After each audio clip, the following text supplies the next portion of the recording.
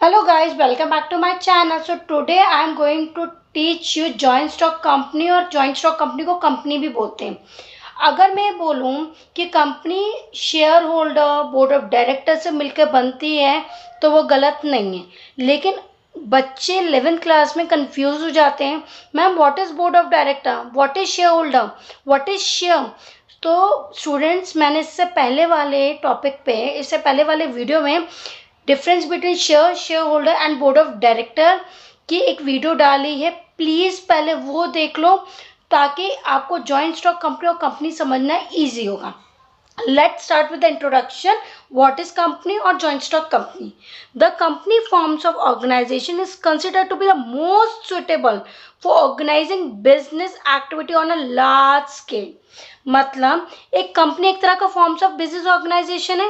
अभी तक हमने 4 फॉर्म्स ऑफ बिजनेस ऑर्गेनाइजेशन करके आए.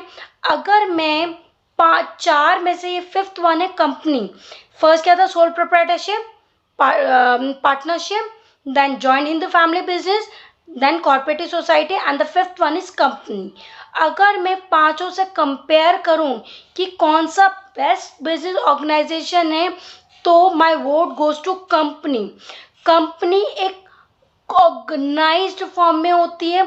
नो डाउट लीगल फॉर्मेलिटीज इसकी बहुत ज़्यादा रहती है, डॉक्यूमेंटेशन बहुत ज़्यादा रहता है, लेकिन बेस्ट वे में company is the best forms of organisation in my term. ठीक है. अगर मुझे कोई लार्ज स्केल में कोई एक्टिविटी करनी है तो मैं कंपनी के थ्रू करूंगी. It is legally compulsory for a company to get itself register under the Companies Act 2013. याद है मैंने आपको बताया था कि सोल प्रोप्राइटर में रजिस्ट्रेशन कराना ज़रूरी नहीं है. पार्टनरशिप में भी जब एक से ज़्यादा लोग मिलके पार्टनरशिप करते हैं, पार्टनर फॉर्म बनाते हैं, वहाँ पे भी रजिस्ट्रेशन कराना ज़रूरी नहीं है. लेकिन कंपनी एक्ट 2000 के तहत कंपनी को legally it's very compulsory to register as a legal status होना ज़रूरी है. Without registration, no company can come into existence. Now let's discuss meaning of joint stock company. Joint stock company is meant as an association of many persons who contribute money or money is worth to a common stock and employed for some common purpose. Joint stock company बहुत सारे लोगों से मिलके बनता है.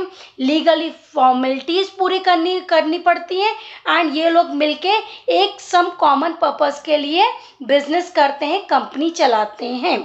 Now let discuss definition of joint stock company. A joint stock company is an artificial person having separate legal existence, perpetual succession and common seal. अब बोलेंगे ma'am ये कौन कौन से वर्ड आ गए? आर्टिफिशियल पर्सन मतलब रोबोट है जो महसूस नहीं कर सकता लेकिन डिसीजन ले सकता है. दैट्स वाई इसको आर्टिफिशियल पर्सन. ये इंटेंजिबल है, हम जिसको टच नहीं कर सकते, फील नहीं कर सकता, लेकिन ये डिसीजन ले सकता है एज अ कंपनी. ठीक है. Having separate legal access, perpetual succession. यहाँ पे क्या मैम? परपेचुअल मतलब होता है कि किसी के आने से किसी के जाने से कंपनी पे फर्क नहीं पड़ता. अभी तक हम पढ़ते हुए आए हैं कि किसी की डेथ हो जाए, किसी मेंबर का, कोई रिटायरमेंट ले लेता है, कोई बैंकरप्ट हो जाता है, किसी की वजह से कुछ प्रॉब्लम आ जाती है, उसके जाने से कंपनी में फर्क नहीं पड़ता. The show must go on, company चलती ही रहेगी. एंड कॉमन सील आपने देखा होगा, जैसे आप स्कूल वगैरह में देखते हो, स्कूल की कॉमन सील होती है ठप्पा टाइप का, that is called common seal. Let discuss features of joint stock company. First है सेपरेट लीगल एग्जिस्टेंस. अभी मैंने थोड़ी देर पहले बताया था कि एक कंपनी एक अलग एंटिटी होती है कंपनी की और उसके मेंबर्स की एक अलग एंटिटी होती है. सर और अच्छे समझते हैं. A company exist as a separate legal entity which is different from its shareholders and members. Due to this feature shareholder can enter into a contract. Enter हो सकते हैं shareholder जो owner of the company होते हैं with the company and also sue the company and be sued by the company. ये company को sue कर सकते हैं और कंपनी मेंबर्स के खिलाफ जा सकती है अगर कोई गलत काम करता है तो. नेक्स्ट, कॉर्पोरेट बॉडी और रजिस्ट्रेशन. रजिस्ट्रेशन मैंने अभी मीनिंग में बताया था कि रजिस्ट्रेशन कराना compulsory according to the Company Act 2013. A company needs to be under the Companies Act 2013. Without registration no company can come into existence. मतलब उसका कोई वजूद ही नहीं है अगर उसने रजिस्ट्रेशन ना कराया हो कंपनी एक्ट के तहत. नेक्स्ट क्या है, आर्टिफिशियल पर्सन. मैंने क्या बोला था थोड़ी देर पहले, ये कंपनी डिसीजन ले सकती है, केस कर सकती है, उसको पता है कितना पैसा आ रहा है कितना जा रहा है, लेकिन वो इन सब चीज़ों को फील नहीं कर सकते as a human body. A company does not have a physical body like a natural human being. It is an artificial person created by law. Law की तरफ से ये बना हुआ एक आर्टिफिशियल पर्सन है. अगर मैं सिंपल वर्ड में बोलूँ, रॉबोट है ये. सब काम करेगा, सब डिसीजन लेगा, लेकिन फील नहीं करेगा.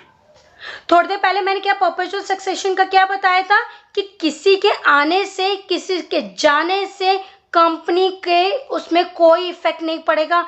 भले कोई मेंबर डेथ हो जाती है, किसी मेंबर की, कोई मेंबर रिटायरमेंट ले लेता है, XYZ, कंपनी को फर्क नहीं पड़ता. A company is created by law and only law can bring end end to existence. ठीक है, द डेथ, इंसॉल्वेंसी और incapacity of member does not affect the existence of the company. The life of the company can come to an end through legal procedure of winding up. अगर ये company खत्म भी होगी तो इसके कुछ legal procedures होंगे वाइंड अप करने को, नहीं तो किसी के डेथ, किसी के इंसॉल्वेंसी, किसी की इनकैपेसिटी के कंपनी नहीं बंद हो सकती. इसलिए इसको परपेचुअल सक्सेशन बोला जाता है. Next, limited liability.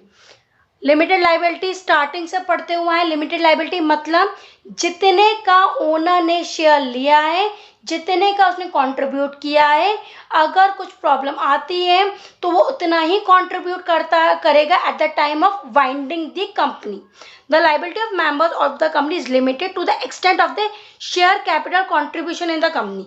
For example, if a person purchase 1000 shares of value ₹10 each, then his liability is limited up to 10,000 only. अगर उसने 1000 के शेयर्स लिए हैं जो 10 रुपए ईच है, तो उसका 10,000 ही बनता है कंट्रीब्यूट करने का at the time of wind up. After completing features of joint stock company, let's do merits और advantages of joint stock company. तो फर्स्ट फीचर्स क्या है, लिमिटेड लाइबिलिटी.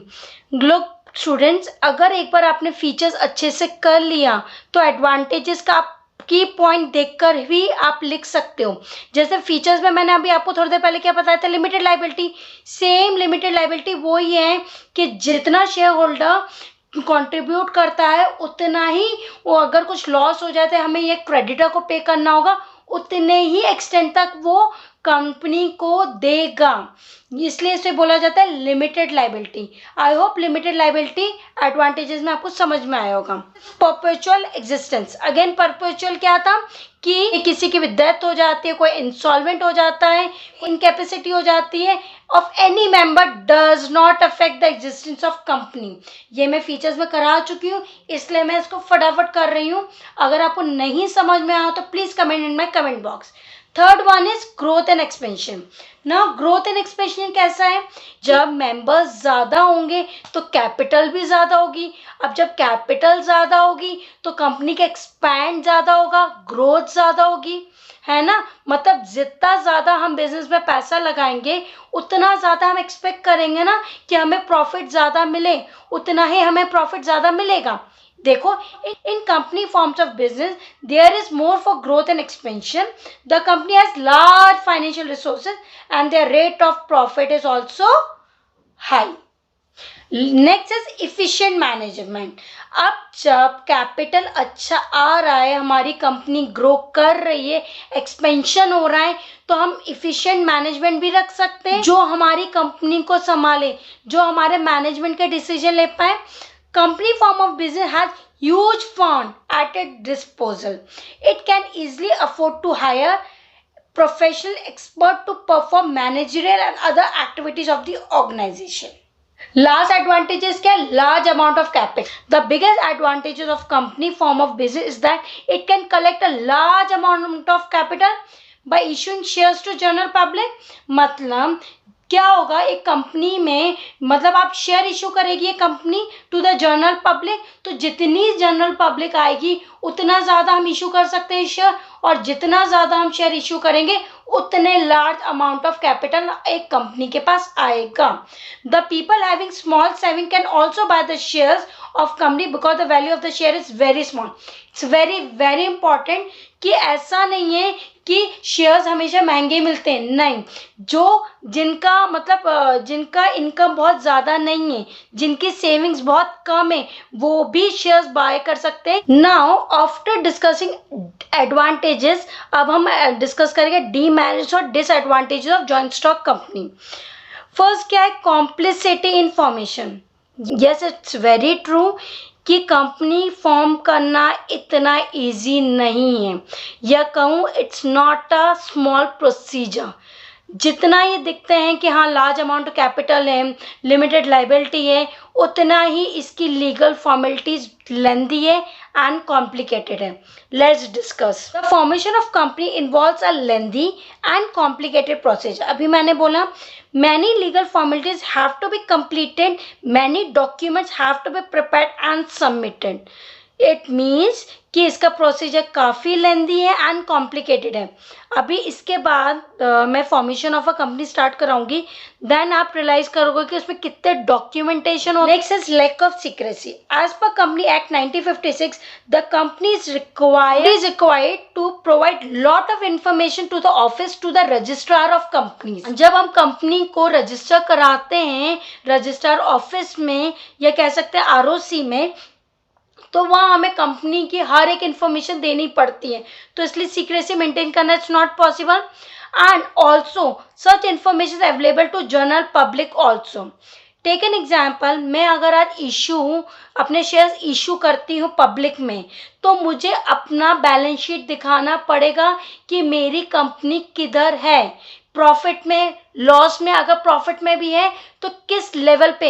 तो मतलब अब देखा जाए मैं अपनी कंपनी की फाइनेंशियल पोजीशन जनरल पब्लिक को शो कर रही हूँ, तो इट मीन्स कि मैं सीक्रेसी वहाँ पे मेंटेन नहीं कर पा रही हूँ.